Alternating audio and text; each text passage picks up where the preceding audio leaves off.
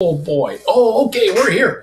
Hey everybody, welcome to the big show. It's your buddy Bruce here, traveling with Bruce. Welcome, one and all, to the weekly live show.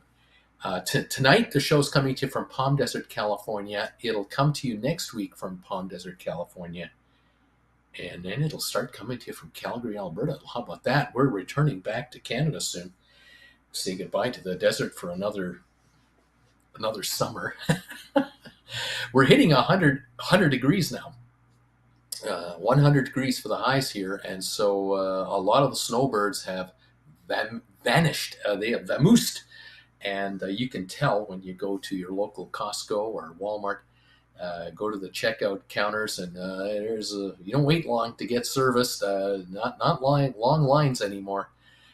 Yeah, things are definitely quieter at this point of the year versus January and February for sure. We sure love it down here. We really enjoyed it, as we also, we've been here now for several years in a row for winters. We're hopeful that next winter we're going to miss most of Palm Springs. We're going to miss this area because the hope is that we will be in Australia and New Zealand for their summer, and then we'll arrive here in sort of April, May of next year. So we'll be here for a few months, but at the very tail end of winter, having spent most of the summer down under. We're looking to put that together, but we'll figure that out for another day. Welcome everyone to the program. It's your buddy Bruce here with Traveling with Bruce, TWB. Nice to have you here. I have some cruise news for you today. I found a couple of cruise deals that I thought you might be interested in looking at. One never knows when a cruise deal comes up. It might fit your fancy, it might not. And we'll kind of take it from there. Thank you all for popping in and saying hello. Thank you for the thumbs ups. If you're able to hit the thumbs up button, please do. Robert, thank you, my friend. Sharon is here from New Jersey. How you doing? Hi, Bruce and TW family. I'm number 3 tonight. Kirk Brunson, YouTube family, was saying hi to the YouTube family. He's a YouTuber and has his own Facebook channel. How you doing there, pal? He's on his lunch break right now. Number 4, thumbs up. Sharon, we'll miss you next Monday, so after this, we'll partake when you're back in Canada. Donnell is in the house from Cork, Ireland. Hi, Bruce, and all TWB fans everywhere. I got the refund from YouTube, Bruce, so thank you. I'm number 6 tonight. Right on, pal. And Roger, hi from Jacksonville, and 74 Fahrenheit down here. Let me know where you're watching me from. Tell me, what temperature are you getting right now? What's the price of gas where you are? Has it been coming down at all? Or is it holding its own? We're getting ready for the driving season, and we'll see how all that works out. Thank you all for joining us today from wherever you are. I appreciate you. So, news that I've come up with, I found something interesting here. Found a story today that I thought I'd mention to you. I've done a video about this particular location before. Actually, I've done several, to be honest. I've done several videos about this area. This area I'm going to talk to you about is probably the second busiest. No, let me rephrase that. This is probably the busiest port in all the Caribbean. There's probably no other port as busy as this one in all the Caribbean. I think we're talking about Nassau in the Bahamas. The folks in Nassau, I have a unique perspective about Nassau in a way. Not that I've never lived in Nassau. I have visited a couple of times, but I've not lived in Nassau. I have lived in the Cayman Islands about 2 years with my wife and Jennifer Jr. We lived in the Cayman Islands for a couple of years, so I do have a sense of what it's like to live in the Caribbean on an island where everything has to be brought in, and the island has to find a way to generate income. Now, in the Cayman Islands, in the case of the Caymans, there are only 3 islands for the Cayman Islands, really, that have inhabitants. But in the Bahamas, you have up to 700 different islands. And of course, Nassau, the capital city of the Bahamas, 350,000 people, something like that. So fair-sized place, and it's a city that has welcomed cruise ships into its harbor for decades, absolutely decades. A couple of photos here that I'll show you. This is a shot here of the Bahamas, the port facility as it used to look like, and it looked like this from probably the 80s, 90s, up to just a few years ago. They were able at that time to handle one, maybe two Oasis class ships, and that's the ship on the far right is an Oasis class. But generally, they could have handled five ships, fairly good sized ships in a typical day. Now, the Nassau people, the folks there, they really they've done it right. They figured out, we cannot just run our country and have cruise ships come into port here and not improve our facility. We really have to improve our port facility, because if you take a look at the bottom right where that last ship is, that's the Carnival ship there on the far right side. Right beside that ship used to be that building with the blue roof on it, and I believe that was nicknamed the Straw Market, if I am not mistaken. I might be off on this. And then from there, you've got the streets of downtown Nassau, and away we go. A lot of people used to come to Nassau years ago, and they would not get off their ships. They just considered this a necessary stopover. They would not get off their ships. They would stay on board, and they would just enjoy the ship amenities with fewer passengers. And so that would be a day people would get a massage in the spa, or they would go for an exercise class, or whatever they were going to do. Hang out on their balcony and do nothing, stay by the pool, you name it. Nassau figured out, we've got to improve this. We can't leave this the way it is, because too many people are not getting off the ships and coming into town. They're not booking activities. They're not booking cruise line sponsored outings. We've got to make it more attractive to get people onto the shore so they'll spend money Nassau proper. On the other hand, we also have to provide security for folks who are getting badgered and pestered by a lot of aggressive people here in Nassau, and the stories have been rampant over decades. And so this, I believe here, is an image of what it looks like now. This is the look of the port, I believe, now. You've got on the far right, there's this is from the other side, by the way. We're now looking towards towards Paradise Island. You can see the bridge over to Paradise Island way in the distance. Anyway, you can see now how you have room for all of these ships here. They've elongated the one dock. And on the side of the Carnival ship, on the right side, there is the new development. And I'll show you that from here, this angle. You can see here an image of what it now seems to look like.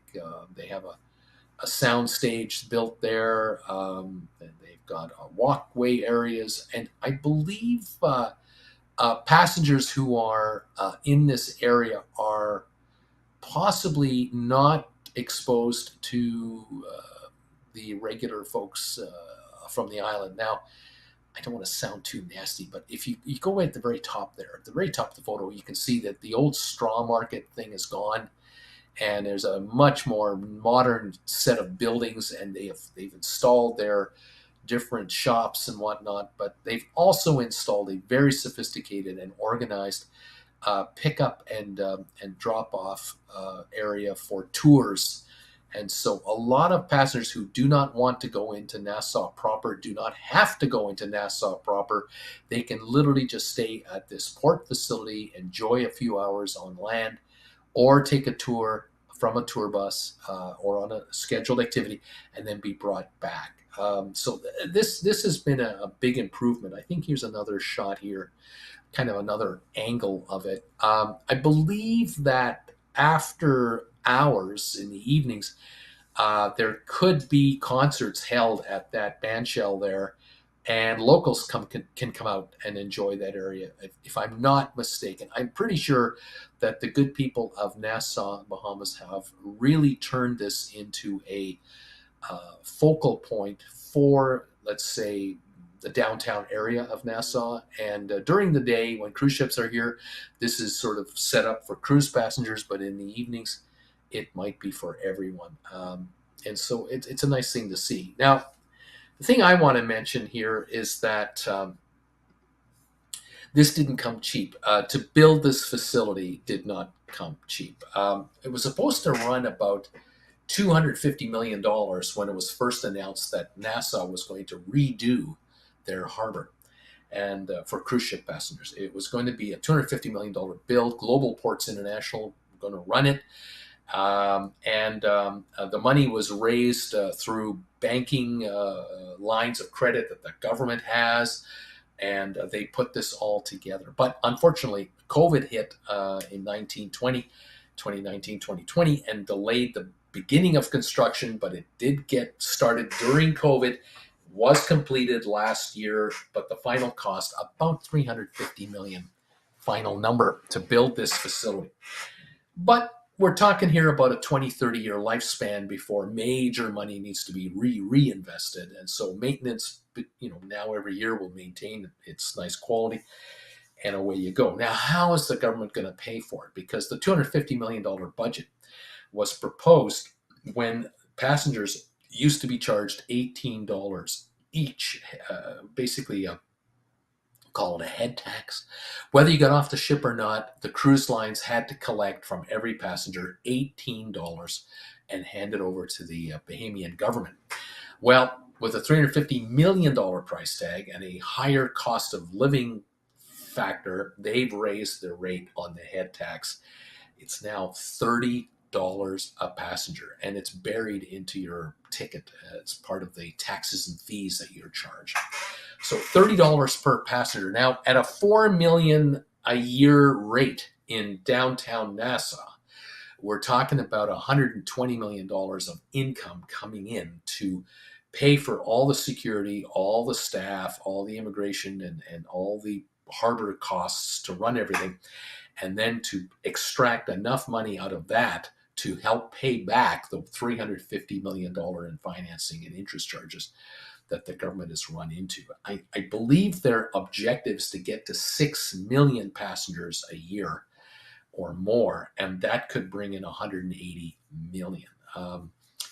Quite a big increase at this particular port. Now, the government of the Bahamas, again, they're in a tough spot. They don't produce oil.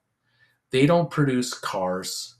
They don't produce, they're not known for offshore banking. They're not known for factories or anything like that. There might be 350,000 people living in Nassau, but there are no major factories or mines or anything like that in that area. And so Nassau really has one major industry: tourism. And millions fly in airplanes, come in on airplanes, spend a few days, a week or so, or longer, and we have cruise ship passengers. And you have to hand it to these guys. You have to hand it to the government of the Bahamas. You've got to bring income in to pay for this increased facility, better facility, and to run it. Now, what they've also done is they've implemented now a sales tax, I believe, of 10% on all spending by cruise ship passengers on the private islands that have been established. The Disney Castaway Key, and the new one coming up, the private island on the MSC private island, the private resort getaway for Princess K, I believe it's called. MSC I've talked about. Royal Caribbean, Coco Key, and so on. As each of these private areas get developed, and they're on like 100-year leases, there's a sales tax now being generated, revenue. So the island is likely now, with all the tourists coming into all the different ports, including the private islands, it's $30 a day there as well, with all the added fees and the sales tax fees. It wouldn't surprise me if the Bahamas are collecting taxes now out of 25 million people a year who are just visiting at these different spots, and with taxation on drinks and shore excursions and the rental of a cabana, the holding of a wedding, the cost of that. There's taxes on top of this now. It could be that the island is going to generate over $1 billion a year or more in fees for its coffers. And on the one hand, I'm always looking for cruise deals and bargains to go on a holiday, like a cruise holiday. But on the other hand, having lived in the Cayman Islands and seeing how they generated revenue in main capital that the Bahamas used to live off of course, tourist revenue, but it was also anything that was imported. You had a value added tax, an importation tax added to anything that was brought into the island. This is how the Cayman Islands made its money from its local citizenry. There's no income tax. I don't believe there's an income tax in the Bahamas. There's no income tax in the Cayman Islands. So there's no corporate tax either. So the taxation is if you import a car into the Cayman Islands, you would pay, I believe, a 20% tax on the value of that car. So if you bought a used vehicle from Miami at a really good deal for 15 grand and brought it in for an extra $2,000 in shipping, you brought a car to the island for $17,000, you would pay $3,400 in tax on that vehicle. Now, the good news is when you go to sell that used vehicle a year later or 2 years later, anyone else on the island buying it from you knows that that vehicle isn't a $15,000 vehicle. It's a $17,000, $19,000 vehicle because of the taxes and the shipping. And so you could say to the new buyer, well, this car costs me $20,000 total it cost me, and I've driven it for a year. I want to sell it for $17,500 or whatever the deal is. And the cars would sell for a premium used between people, but there was no tax payable from one person to the next. The only tax was paid once when the car arrived. And so anything coming into these islands, like television sets and computers and pens and notepads and anything coming in, I mean, you name it, had tax on it. The items that wouldn't be taxed would be necessities like bread, milk, meat, vegetables. They would be generally tax-free, certainly in the Cayman Islands. But the Bahamas had a limited area of taxation, and now the tourists are providing additional taxation. So this is how the Bahamas are paying for their end of the bargain to deliver services, power, water, security, maintenance on these new facilities, and the cruise lines are collecting from the passengers like us enough to pay for it all and to add and contribute to the Bahamian economy and to allow the Bahamian government now to offer government services to its own people. Of course, when Bahamians come to the United States, they're paying taxes there, sales taxes, and you name it, security fee for Homeland Security, you name it, all the taxes and fees on our airplane tickets, we all pay. Canadians pay when they go to the U.S. Americans come to Canada, they get charged. Any of us in North America fly to Europe, we get charged to go there. We're paying security fees, processing fees for passports, and all the bottom line, it costs money. And that's how this game works. So congratulations to the Bahamian government, to the people of the Bahamas. You're improving your product. You're improving the quality of your product for tourists, whether they're day visitors from cruise ships or for passengers, people coming in for a 1 or 2 week holiday. The experience could be and hopefully will continue to improve. And the hope is that the incidence of crime and you name it, other issues in the Bahamas will drop as the hopefully standard of living will rise from this enhanced revenue. So we'll see how it all plays out. That's the story from the Bahamas today that I wanted to bring your way. All right. Thank you for others who are popping in and saying hi. Roger, hi from Jacksonville. Roger Holcomb, 23 days until we leave for a train trip through Switzerland. Oh, I got to hear about that. That'll be awesome. Ms. M, number 10. Hello, everybody. Thank you for the 10th thumbs up. Andrea Baldwin, hello from Chicago, Illinois. It's 70 here. Ann Rogers, hello from Ancaster, Ontario. Temperature's 21 Celsius. That's 70 as well. And it's sunny. Kevin Chapman, the author himself, is in the house. Greetings, Uncle Bruce. Nice day in the low 70s here in central New Jersey today, but no Northern Lights show for us. Best to you and Jen down in the hot box. Thumbs up, number 12 from me today. Thank you, sir. Welcome. Daniel Fields, hello, everyone, to all of you out there today. All right, some more info. I was reading up today, and I've been noticing in the last couple of weeks and months that the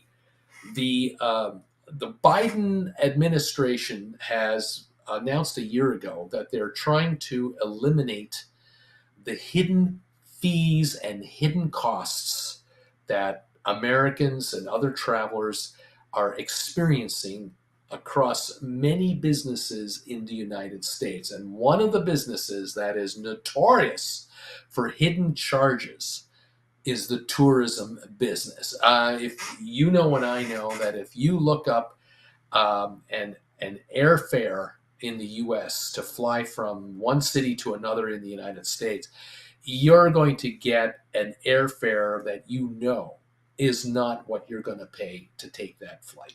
Not even close. It doesn't include all the fees or the taxes. It hides all that stuff. It doesn't tell you up front what your baggage fee is. It doesn't include it in the ticket. It's optional because you have to decide how many bags are you taking.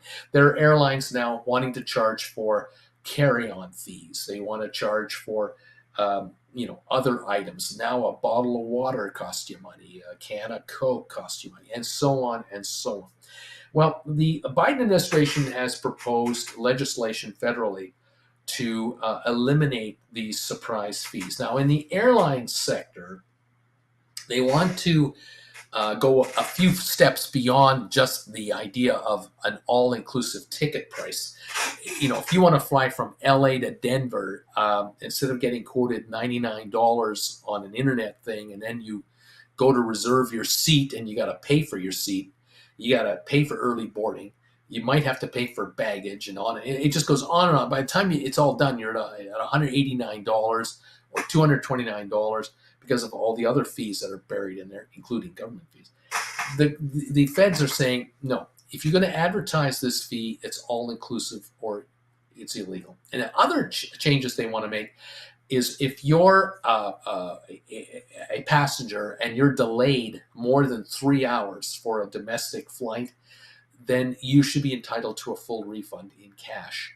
And that refund should be paid to you in cash or through your credit card refund within a day or two, like very quickly. No 2-week delay processing nonsense. Instantaneous. Apparently, though, Airlines for America, a group of airlines that have formed this Airlines for America Foundation, they're saying that the law is that it will confuse customers.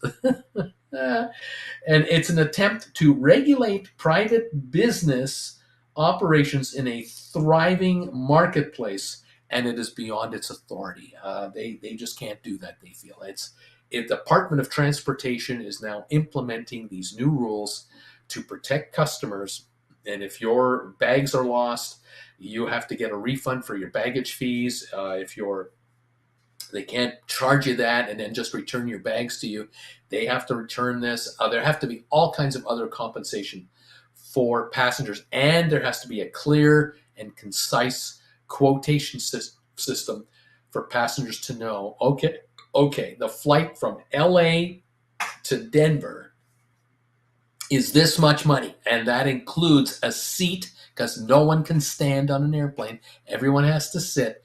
It includes a bag, a standardized fare, and it has to be the same for everybody. Well, these guys don't want to do it, and you can understand why. These airlines are scoring serious money. And I'll tell you another little secret about the airline business that you might not be aware of, and that is when the airline charges for a ticket for a fare from point A to point B.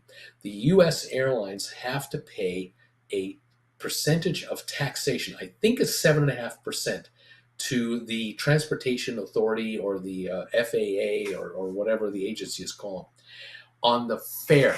Now, when they charge you a $50 bag fee, they charge you a $49 seat fee, they charge you a $10 early booking fee, they charge you this, they charge you that.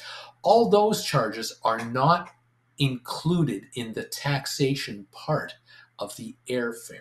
And so airlines have figured out that rather than charge you $199.99 for the true cost of your fare and then pay 7.5% to the government, or charge you 7.5% that they then send on to the government, they are charging you $99.99 and you pay tax on that, which the airlines have to pay, and then the rest is tax-free, and the airlines undercut the government. The government has been slow to react and wake up to the reality that they're not getting any more money from these airlines for all these millions of passengers that are now flying that have never flown before. And in effect, what's happening is the agencies that the government has for flight safety, all of these radar systems, all of these traffic controllers, all the expenses to run these outfits, which are billions, they don't have the funding from the airlines to make it fly, because the airlines are disguising charges under other fees, auxiliary fees, to not make payments to the taxman. I think that's going to end. So if the feds insist that the airlines tell you that your flight to Denver is $199.99, which you're paying anyway through all the hidden fees, the airlines contend that they're going to have to pay more tax. They don't want to pay that. They're not mentioning it. They don't say it, but that's the reality of what's going on. So as a traveler, whether you're an American or not, if you're a Canadian and you travel from Boston to Pittsburgh, Canadians pay the taxes just like the Americans pay the taxes. It's no dang different. At the end of the day, you got to ask yourself, well, shouldn't it be fair for everybody? If the U.S. government can collect its fair share of taxes on this system that's been in place since the 60s, deregulated airlines have allowed airlines to play all kinds of games and do mergers and acquisitions. Shouldn't the income tax to the American people be fair as well? Now, I know there are viewers here who go, I don't want to pay taxes. I just don't want to pay taxes. I don't care how good it is. I don't care how right it is. I just don't want to pay it. Gotcha. I hear you there. But someone is repaving those runways. Someone is paying for the snowplows to get the snow off the runways. Someone is paying the radar systems to run properly and the air traffic controllers to figure it all out to keep planes from bumping into each other either on the ground or in the air. I would rather the system be overfunded and be properly run without financial shortcuts having to be implemented.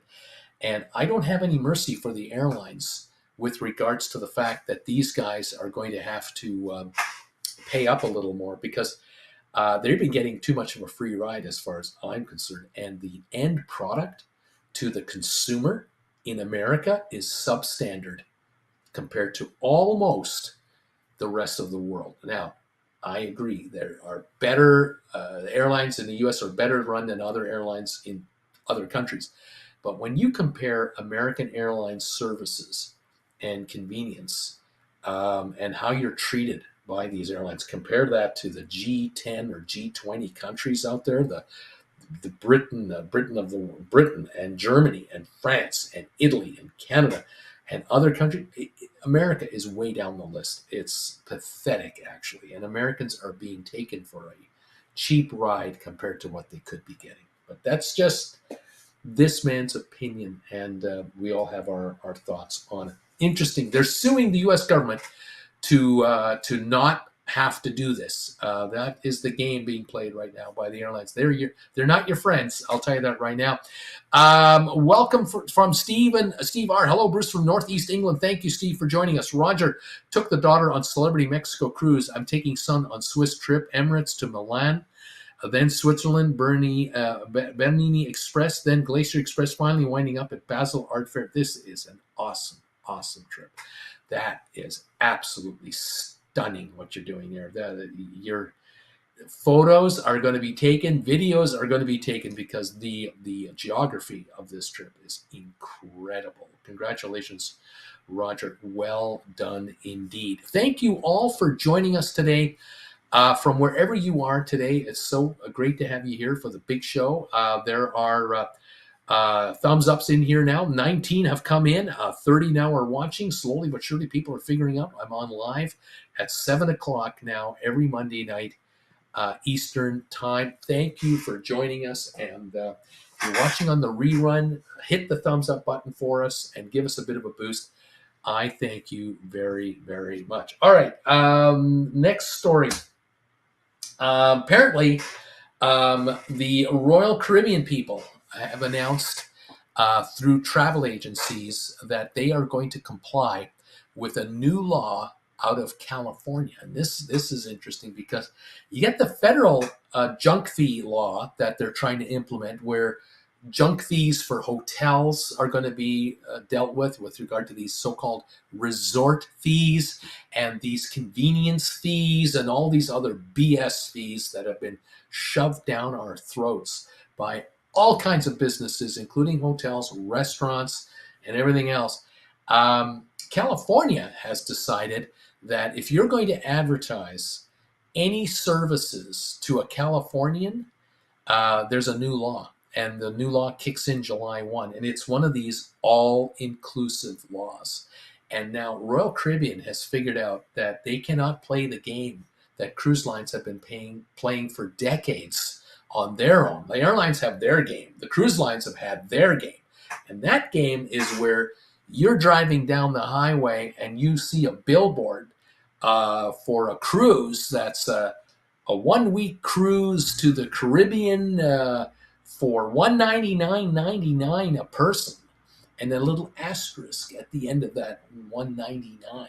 And on the bottom of that ad are about 10 lines of type that you need binoculars to read, but you're driving at 60 miles an hour. You can't read the lines down there.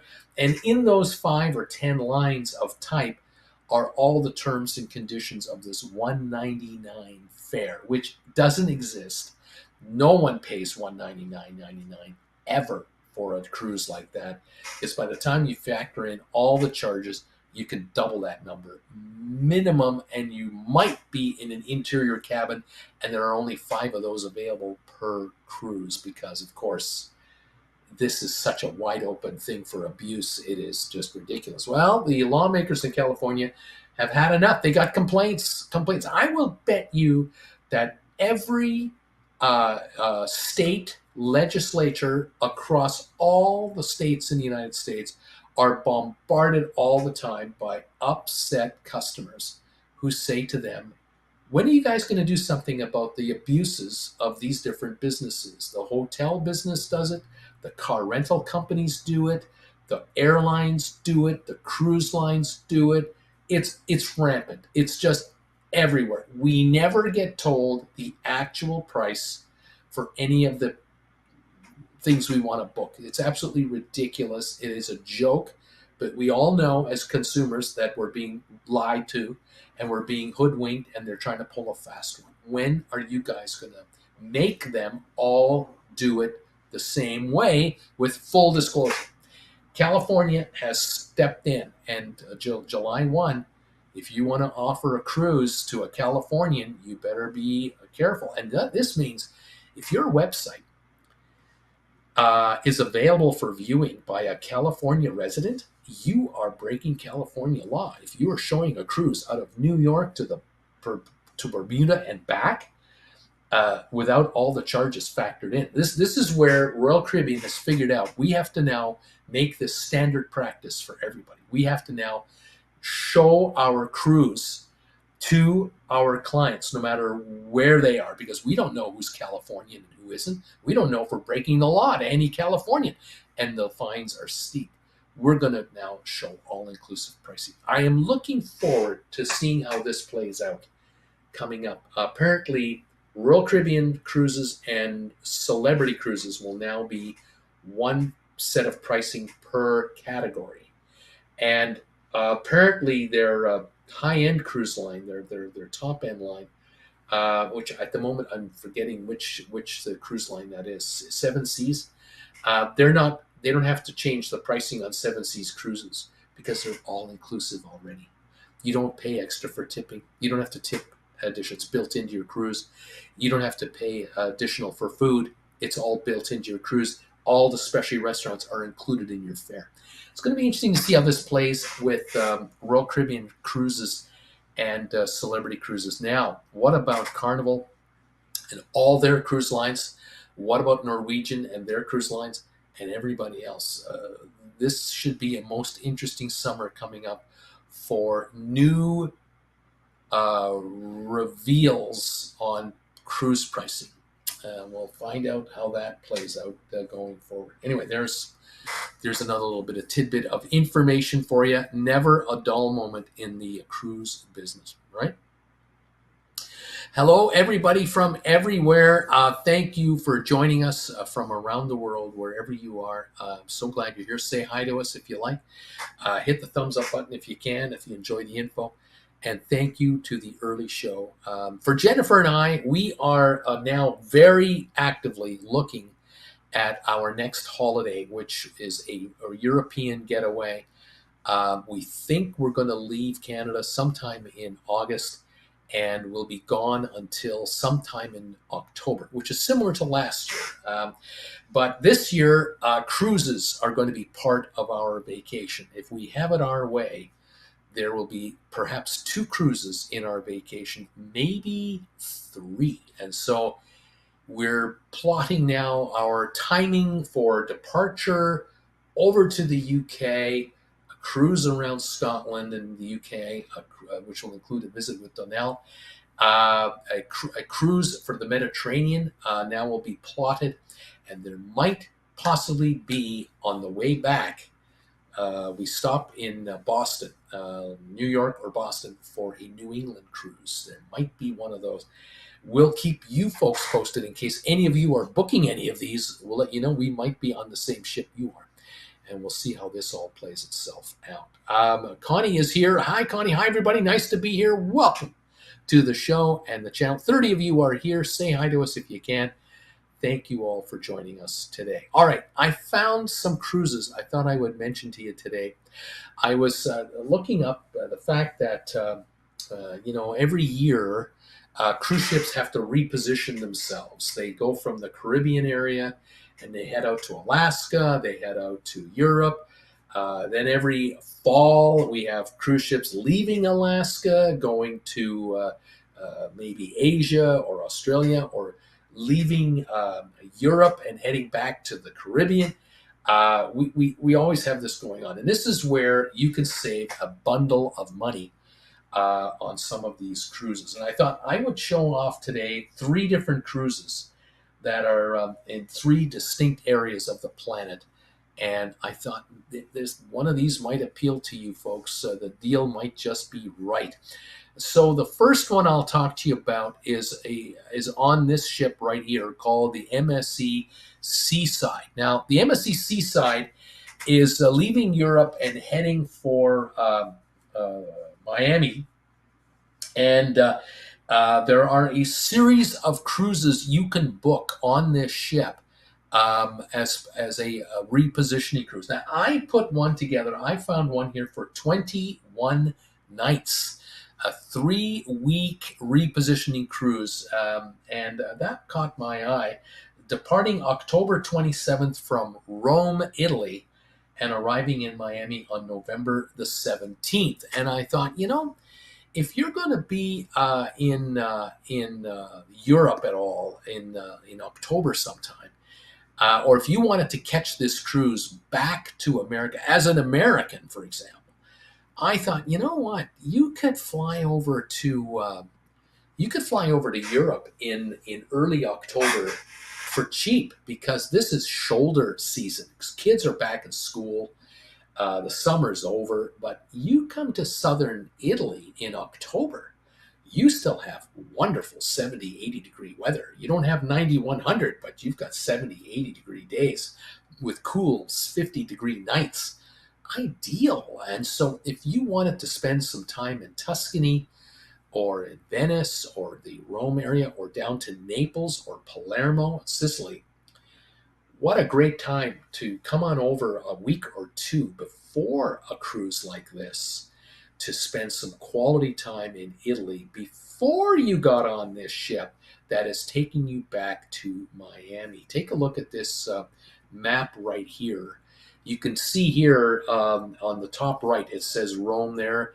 It says Civitavecchia in Italy. That's just about, I think, 50 miles, 80 kilometers north of Rome itself is where the ship will depart from.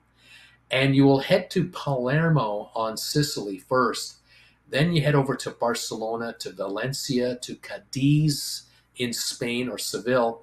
And then you'll make it to the Canary Islands. And then you'll work across the Atlantic to Bridgetown, St. George, San Juan, Puerto Rico, and Miami. So what you have here is a miniature Mediterranean cruise and a miniature Caribbean cruise before you come back. Here are your ports, actually. Leaving Sunday, October the 27th from Rome to Palermo in Sicily, a sea day. Now Barcelona for the day, Valencia for the day, sea day over to Cadiz, another sea day, and Santa Cruz, Tenerife, Canary Islands. There are 5 different ports of call all ready to enjoy. Now you've got I guess it's 6 sea days, and you end up in Barbados, Grenada, a sea day, San Juan, Puerto Rico, a couple of sea days, and you arrive back in Miami. The best part of this cruise, a couple of good things. One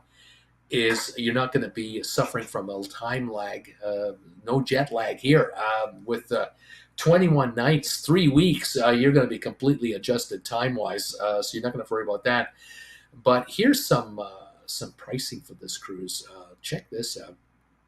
Inside room 709, brochure, the ocean view, $949. Look at that balcony price, $1,200 for a balcony. This is a deal.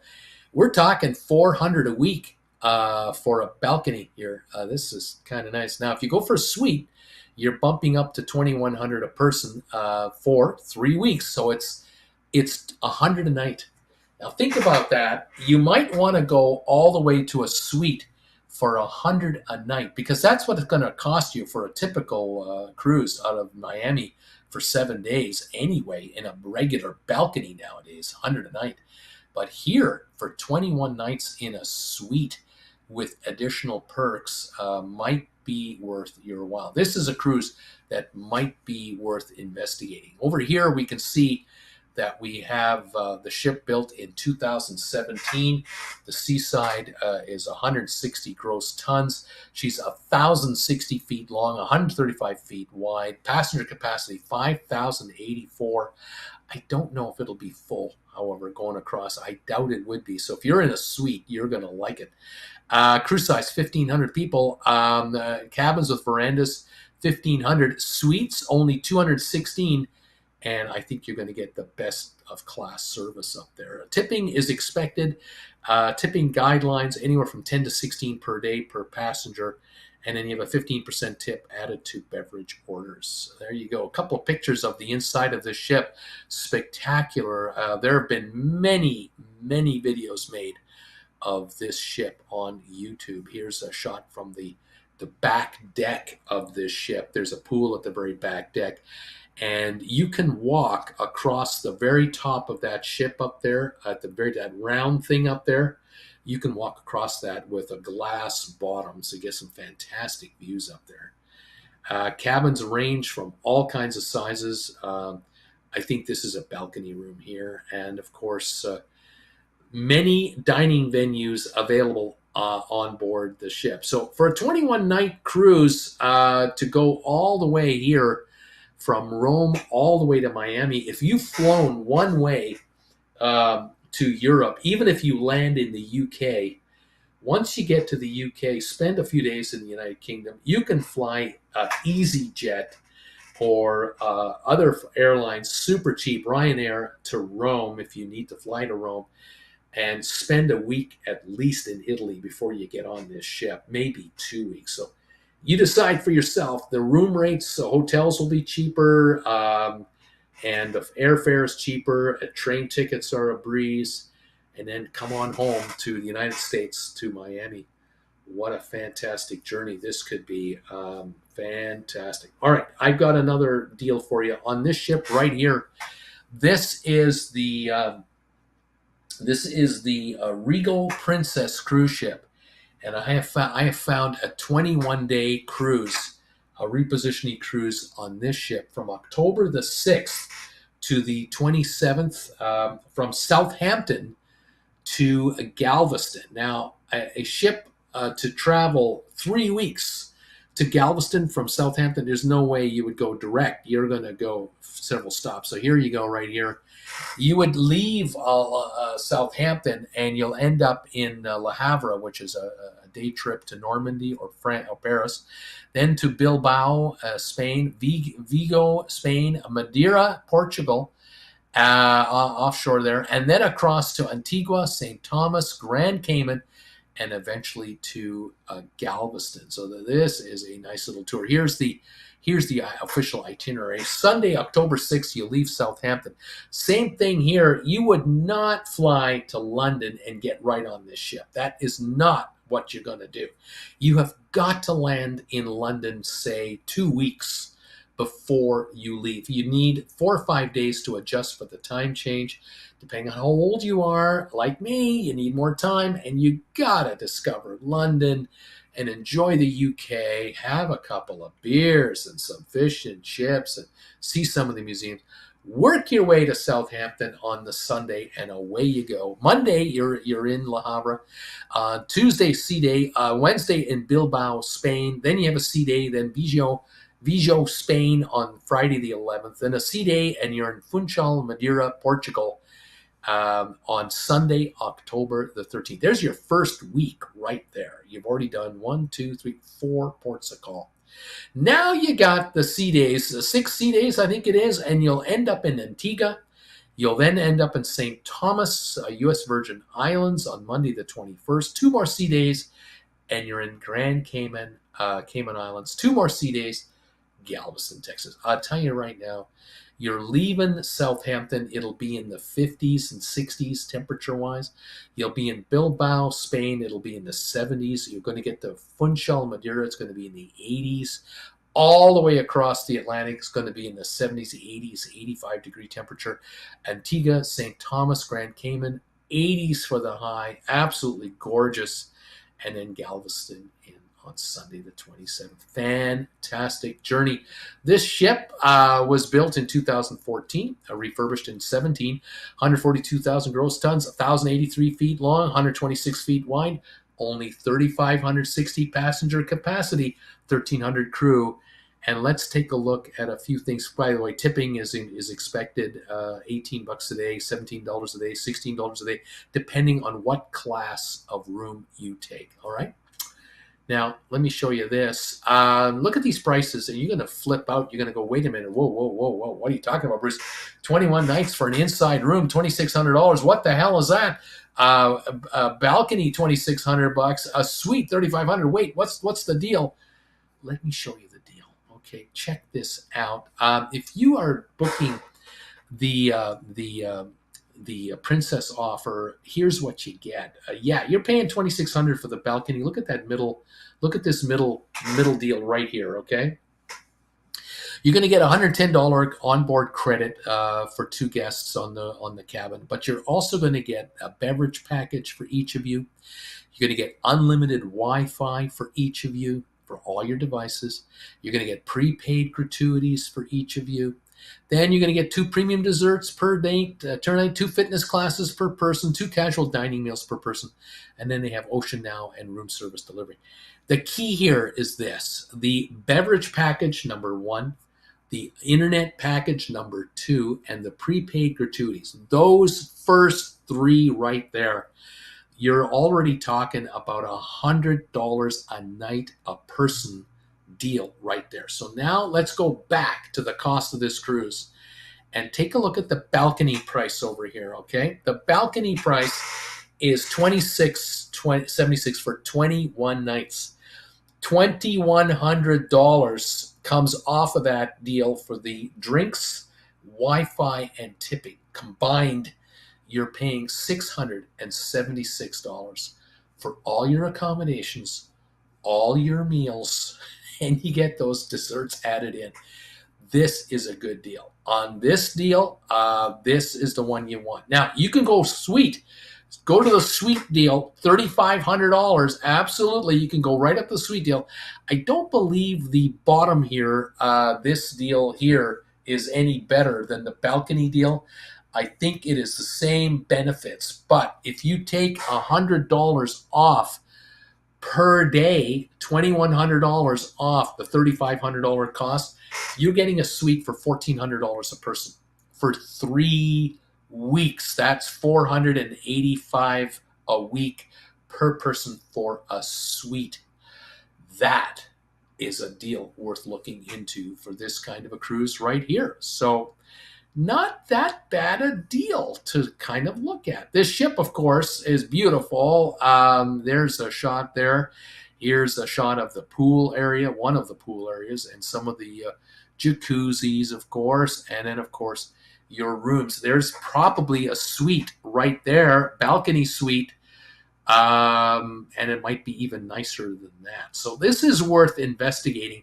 I don't want you to poo-poo this right off the get. All right, here's the third cruise deal of the day. This is on a ship known as the Crown Princess cruise ship, and I have found a 23-night repositioning cruise on this one, September 24 from San Francisco to Auckland, New Zealand. Okay, that's the deal on this one. Here is the itinerary. You leave San Francisco September 24th, a Tuesday. You get to LA after a sea day. Then you've got 5 sea days to Honolulu and to Maui. And then you've got another 4 or 5 sea days to Moorea, Society Islands, to Papati, Tahiti for 2 nights. 2 more sea days, International Dateline. You get eventually 2 more sea days later to Bay of Islands in New Zealand, and you end up in Auckland, New Zealand, October the 18th, Friday. Now, that is just in time to get ready for spring and summer in New Zealand. And for those of you who've never been down there, this is your chance to grab a cruise from September to October in warm weather through Hawaii and the Society Islands. And you're going to be on a lovely ship, and you're going to have all your amenities here. Very nice interior, very nice accommodations. And here's your deal. Again, look at the pricing here. 23 nights, inside room, $1,200. Brochure ocean view, $1,400. $2,100 for a balcony and $2,800 for a suite. And by the way, it includes this balcony offer, $50 per cabin onboard credit, and a beverage package, unlimited Wi-Fi, prepaid gratuities, premium desserts per person per night, 2, 1 per each, 2 fitness classes, 2 casual dining meals, Ocean View and Ocean Now delivery, and room service delivery. Let's go back to the pricing. This is worth $100 a night, okay? We're talking 23 nights here. You're paying for a suite $723 if you take the suite arrangement. If you take the balcony, it's negative $150. This is such a good deal with all those added features. This is a pretty good value for your money. So you're going to enjoy all the amenities. If you're in a suite, you're going to enjoy everything. You might be in something like this with your balcony, your bedroom, your living room area. Hello. Thank you very much. I'm loving life heading to Auckland, New Zealand. Are you kidding me? You're going to head to Auckland, New Zealand as your final destination. Thank you very much. You're definitely going to stay here a while. There's no question once you get here, you're not going to catch the first flight out of town. Are you out of your mind? No way. You're going to spend a minimum 2 weeks here. You can't be serious not spending a minimum 2 weeks in New Zealand. Once you've gotten here, then you book your flight home. And even then, think about it. You're going to fly from New Zealand maybe the middle of or the end of October back to the USA. If you're going to fly back to Los Angeles or San Francisco from Auckland one way, you're talking shoulder season here. It's not Christmas yet. This is the best time to go. So, yes, indeed, get to Frisco a few days before your cruise. Enjoy San Francisco.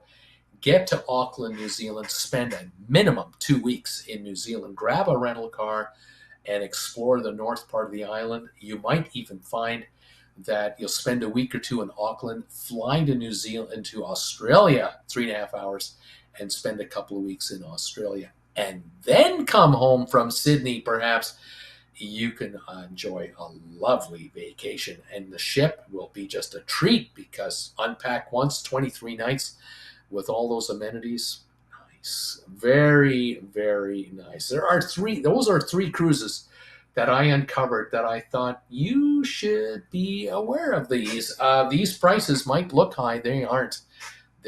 What you're getting for the money is a pretty darn good deal. And so something to consider. Thank you, everyone. Donnell, whatever about me, you and Jen deserve a cruise or three after far too long not being on one. Looking forward to seeing you sometime later this year. We are plotting Cork, Ireland as a top priority, as one of our places to visit. And the way it's coming together, we're getting there. Brittany is here. Guess who's in here? Mrs. Brittany Anderson has joined us. Welcome. Donnell, give us a clue, Brittany. Long time no here. Brittany, Bruce, I am watching on the biggest screen I'm watching you yet on a 32-inch Roku TV. This is awesome. It would be me. Yes, it is. Adam, number 29, Bruce. I'm watching from San Diego. Thank you, Adam, for being here. Let's go, Padres. Larry Blake, number 29. Welcome, sir, to the show. And Benway 23, thank you for your work. Thank you all for joining us and joining me this week, all of you. It's just a pleasure to be with you again. Next week, we will be here again from Palm Desert for my last broadcast before we head back to Canada. Thank you, all of you who have been here for this show already. And 33 thumbs ups. Thank you for 33 thumbs ups from this audience. It is wonderful. 36 of you are here right now. Appreciate you all joining me from wherever you are. We'll see you next Monday, right here, 7 o'clock Eastern Time, our new time for the big show.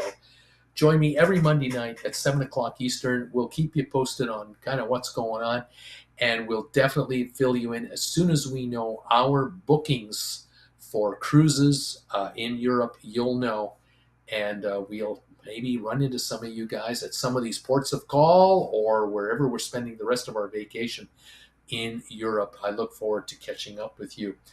If we're going down under, we'll let you know about that as soon as we know that we're going to do it, and we'll fill you in on our plans there as well. So hopefully we're running into you on cruise ships or running into you at various ports of call along our journey, along your journey. Thank you so much for seeing us. We'll miss you next week, but we'll safe travels to Jen. Thank you, Sharon.